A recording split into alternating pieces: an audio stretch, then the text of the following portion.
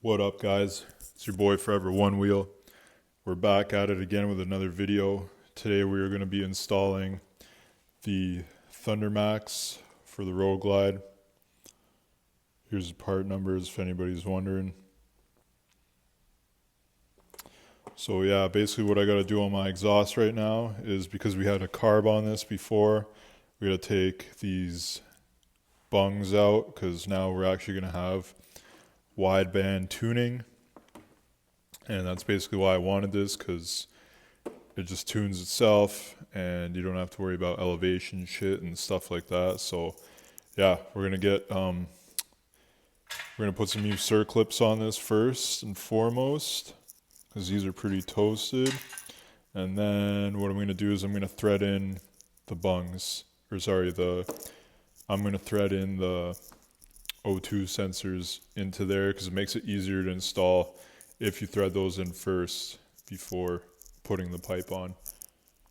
Alright, so when you open the Thundermax kit, you are going to get your instructions, which are pretty honestly straightforward, and tells you everything you need to know. This is your USB cable that you connect to this port right here, which also lets you just tune everything on the computer, because you're going to have to match your ECM to your VIN number. So your extension cable here for the front and I believe the rear, maybe? Yeah. So this cable right here is for your wideband O2 sensors to plug into. So this goes right into the ECM, and then those plug into your wideband O2 sensors. And then basically we're just going to take the protective covers off these.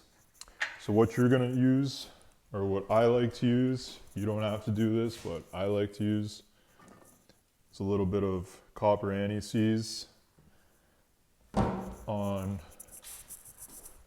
the threads of these two. You just don't want them to get all seized up in there and be harder for you to get out in the future. So yeah, after that, so now we're just going to remove these two, thread those in, and get ready to install everything on the bike. So actually a really nice thing to note about Thundermax is they actually already include anti-seize already on these. That's why I guess they have those plastic covers.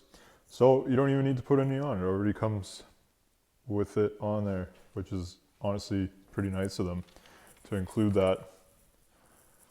So personally, I like to thread this all in before I install it on the bike, because it makes it easier and you won't twist any cables or damage anything, because trying to tighten all this in when it's in the bike is just honestly a pain in the ass.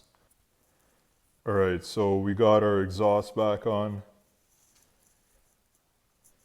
as you can see, with our O2 sensors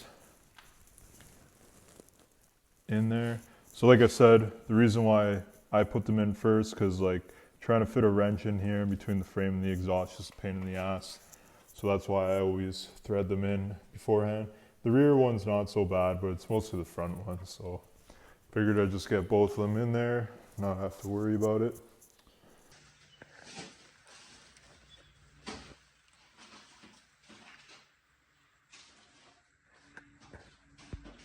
Alright guys, so we got our Thundermax mounted up in the bike, got our cables run. One of the cables was a pain in the ass, had to remove the exhaust again to get that to run under there. I thought I'd be able to fit it under the tank like I have with previous bikes, but that wasn't the case with the roadglide. So now what I'm going to do is set up the VIN and everything like that on the PC using the software, and yeah, from there we'll get loading a base map. And alright, so we just selected our base map, sorry.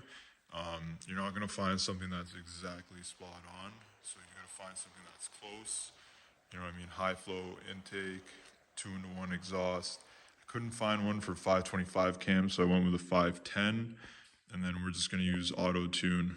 But basically we wrote it over to Thundermax, and yeah, auto tune should be on and everything should be good to start once we prime the motor and put some gas in it.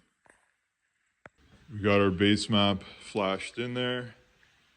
Basically what I'm going to do now is I'm going to prime the oil pump before we get this bike ready to start.